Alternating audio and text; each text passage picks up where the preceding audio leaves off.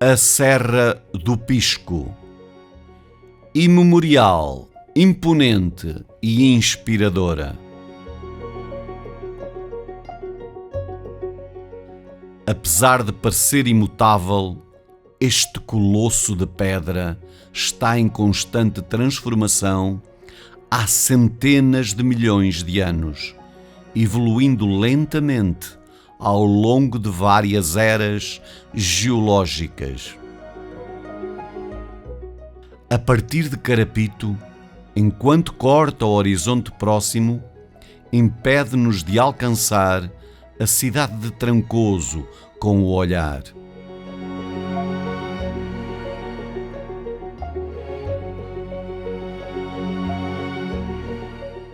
Por outro lado, desperta a nossa imaginação a cada dia que passa.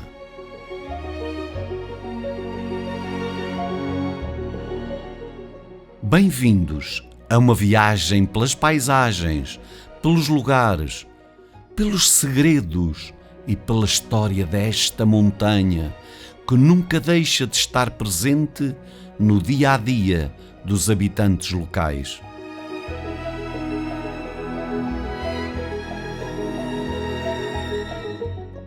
Descubra ou revisite lendas transmitidas de geração em geração.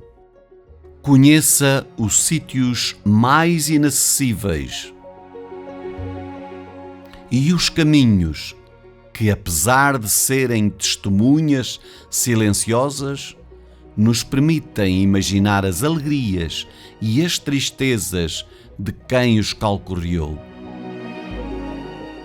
A maioria das histórias tem um protagonista de carne e osso. Desta vez, é a Serra do Pisco quem está no centro da ação. Venha conosco e fique a conhecê-la melhor.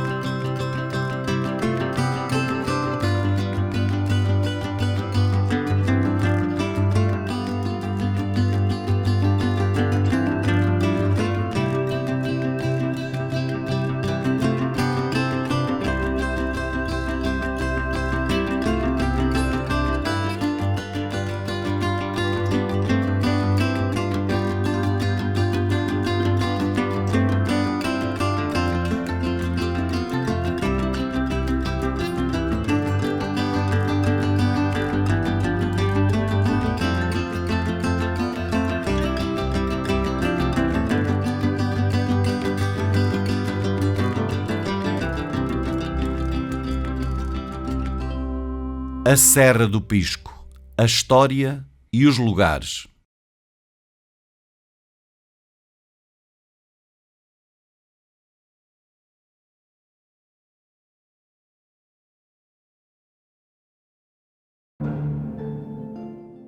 Há 600 milhões de anos, no período Ediacarano, a vida continua a evoluir no mar e os primeiros seres multicelulares começam a emergir. O supercontinente Panótia é a principal massa de terra na vastidão do oceano. A nossa região estava nessa altura muito mais próxima do mar, ou até mesmo submersa. Durante os 300 milhões de anos seguintes, os continentes continuaram a deriva pela superfície terrestre e a nossa região experienciou algumas eras em submersão e outras em imersão. Há 300 milhões de anos, no final do período Carbonífero, no interior da jovem Pangeia, a nossa região encontrava-se numa posição geográfica diferente, possivelmente bastante próxima do Canadá. Passaram-se mais 70 milhões de anos e os dinossauros começaram a emergir na Pangeia. Ao longo de cerca de 165 milhões de anos, os dinossauros viveram em todos os continentes e, durante o período Jurássico, que se iniciou há cerca de 201 milhões de anos, tornaram-se os vertebrados terrestres dominantes. Apesar de ainda não termos encontrado nenhum fóssil de dinossauro aqui na Serra do Pisco, quem sabe se estes gigantes, extintos há cerca de 65 milhões de anos, não pisaram também estas terras. Por volta da mesma época, a colisão das placas tectónicas euroasiática e africana alterou definitivamente a orografia da Península Ibérica e deu origem aos vários sistemas montanhosos, como aquele em que a Serra do Pisco está inserida. Geologicamente, a Serra do Pisco faz parte da Zona Ibérica Central, onde predomina essencialmente o granito, sendo uma das serras beira-dorienses. Com o pico a 989 metros acima do nível do mar, é a segunda montanha mais alta em Portugal, de entre aquelas que não ultrapassam os 1000 metros de altura. Estendendo-se por vários quilómetros, a serra abrange áreas dos concelhos de Aguiar da Beira, Trancoso e Fornos de Algodres.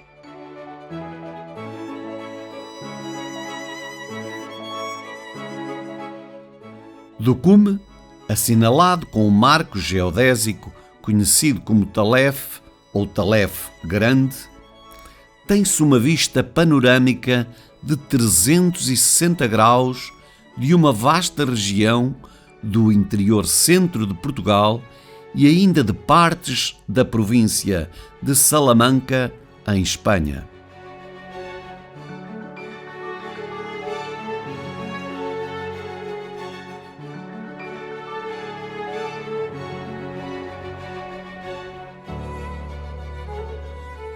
Voltando-nos para norte, encontramos o eixo montanhoso formado pelas serras da Nave, Lapa e Liumil. A sul-sudoeste vemos o maciço da Gralheira, composto pelas serras de Arestal, Freita e Arada, e pela Serra do Caramulo, que separam esta região da plataforma litoral portuguesa. Para sul-sudeste, vislumbra-se o extremo ocidental da Cordilheira Central Ibérica, com destaque para as serras da Estrela, Açor e Lousã.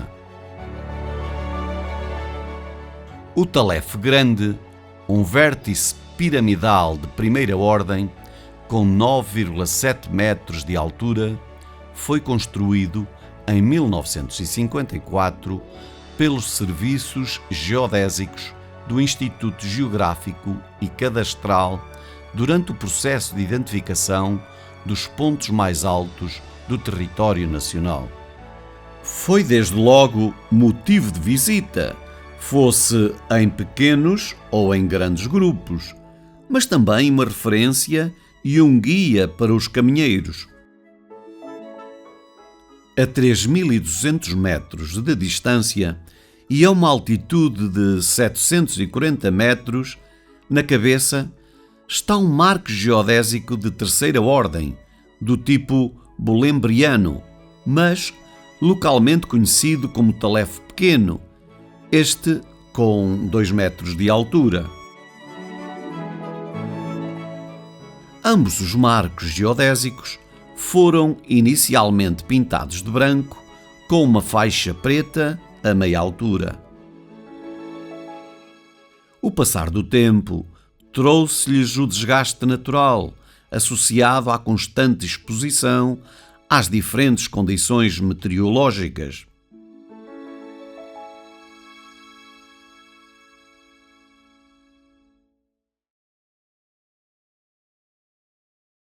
A 1.700 metros de distância, numa encosta que desce para o Vale da Serra, encontra-se a aldeia de Casal do Monte. Segundo algumas fontes, Casal do Monte poderá ter recebido carta de foral do prior do convento de Moreira em 1235. No entanto, outras afirmam que o foral terá sido concedido, em vez disso, a Queiris, cuja paróquia já englobaria a aldeia de Casal do Monte na época. De acordo com as inquirições de Dom Afonso III, em 1258, Queiris era uma aldeola da Foraria Régia de Penaverde, com as ordens de Malta e dos Templários a possuírem vastos herdamentos no seu território. Em Queiris são também visíveis vestígios de um antigo povoado e castelo, do período romano e medieval, mas que visitaremos noutro episódio.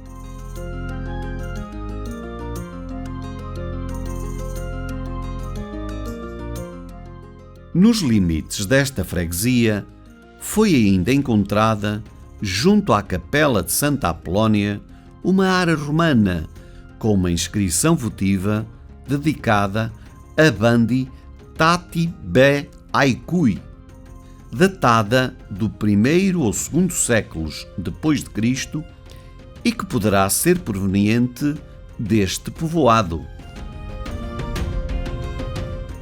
Bandi, Banda ou Bandua era uma das muitas divindades indígenas da Lusitânia.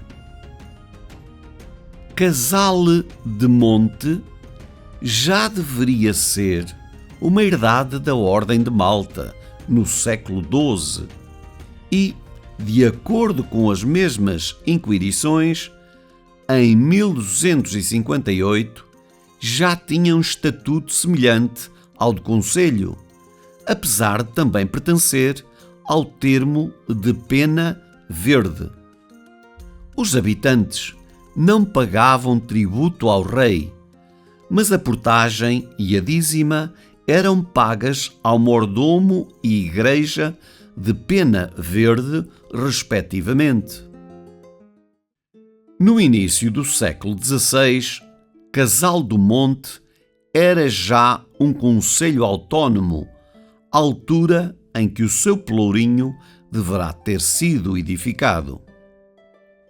Nunca constituiu freguesia eclesiástica e, por isso, a capela de Nossa Senhora da Cabeça, até ao século XIX dedicada a São Sebastião, nunca foi elevada à igreja.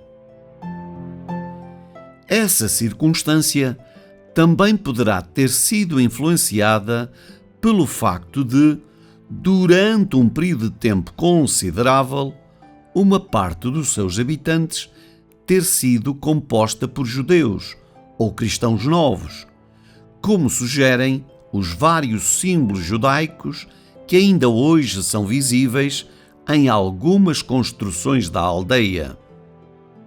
Em caso de devoção ou necessidade, os cristãos velhos, por seu lado, poderiam deslocar-se à igreja de Santa Águeda, em Queiris, também datada do século XVI. O Conselho de Casal do Monte foi extinto em 1836, tendo sido integrado no Conselho de Algodes, que, em 1837, transferiu para Fornos de Algodres a sede do concelho. Vista de cima, identificamos facilmente as duas partes em que a Serra do Pisco se divide, as chamadas Serra de Cá e Serra de Lá, esta última também conhecida como Serra do Doutor, por ter pertencido ao Dr. Fernando Sá e Melo, mantendo-se ainda hoje na posse dos seus descendentes. Pelo meio, corre a ribeira da Fonte da Cal, que não muito longe passa pela Quinta da Cernada e, ao fundo da serra, encontra o rio Carapito.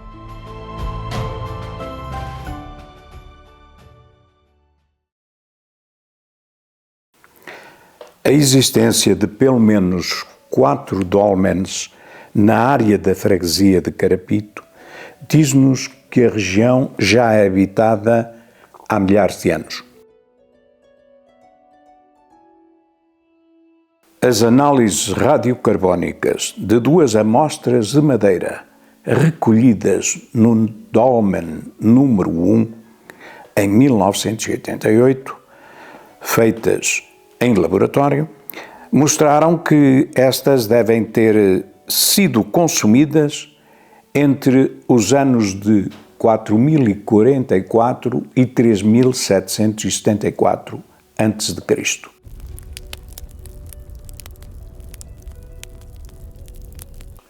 Estamos a falar, assim, de um uso feito há cerca de 6.000 anos. Os estudos sobre o povoamento da Beira Alta referem que a região já seria ocupada entre o Paleolítico Superior e o Neolítico. Estes habitantes, organizados em comunidades recoletoras e tribos de caçadores, já usavam diversos instrumentos de pedra e osso nas suas caçadas e também deveriam realizar já práticas funerárias. Na verdade, para os arqueólogos, o motivo pelo qual os dólmenes foram erigidos e por quem não é totalmente claro.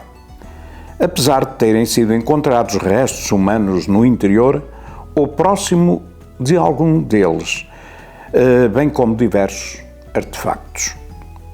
Terá sido também por esta altura, na proto-história, o período de transição entre a pré-história e a história, que começaram a formar-se povoados em vários locais, como, possivelmente, aquele a que hoje se chama Castro de Carapito, Castro dos Castelos, Vale dos Castelos, Chão das Casas ou simplesmente Castelos.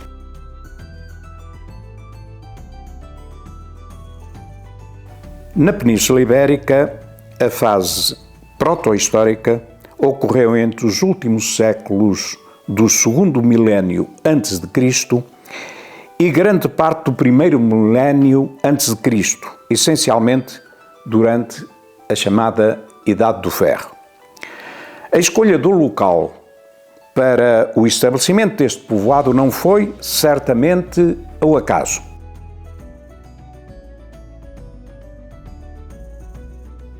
Acredita-se que a Península Ibérica era originalmente habitada por povos nativos, que depois ficaram conhecidos como iberos. Mas ao longo dos séculos, foram vários os povos que passaram pela Península Ibérica. Primeiro, entre os séculos VIII e VI a.C., chegaram os povos indo-europeus de origem celta que trouxeram consigo a cultura de Hallstatt da Idade do Ferro, conhecida por ser uma das primeiras culturas europeias a demonstrar uma complexidade social e económica significativa.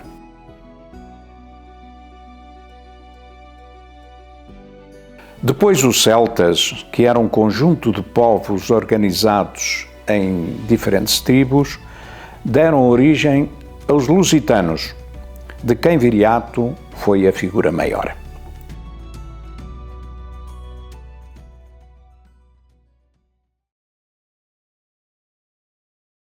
Os celtas exerceram uma influência significativa nos castros da Península Ibérica, especialmente nas regiões do Noroeste, como a Galiza e o norte de Portugal, mas também no centro e sul do país.